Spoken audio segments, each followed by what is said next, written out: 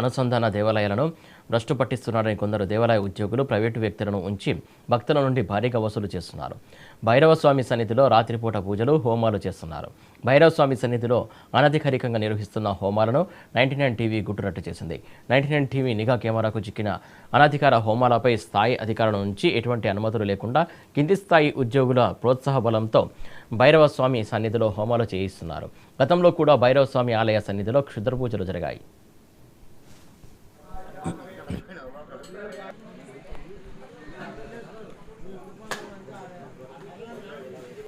Start అయ్యేటప్పుడు time పడుతుందా? మా హోమం చేయడానికి మొత్తం గంట పడుతుందా?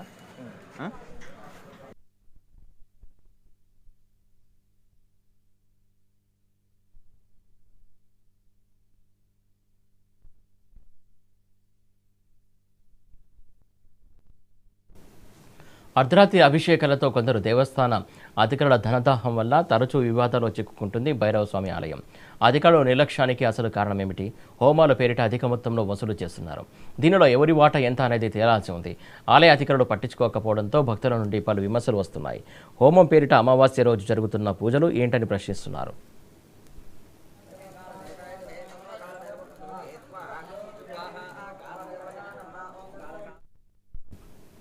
భైరవుని మెడలో అసలు కపాలమాల ఎందుకు వేశారు?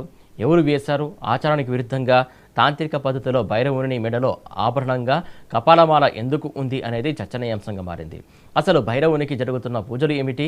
సాత్వికమా లేక తాంత్రికమా? గుట్టుచప్పుడు కాకుండా జరుగుతున్న ఈ మొత్తం తంతుకి ఎవరు బాధ్యులు, ఎవరు కారకులు అనేది తేలాల్సి ఉంది. పవిత్ర పుణ్యక్షేత్రానికి మచ్చ తెస్తున్న కేటకాలు ఎవరు? అధికారుల చర్యలు తీసుకోకపోవడానికి కారణాలు అసలేంటి?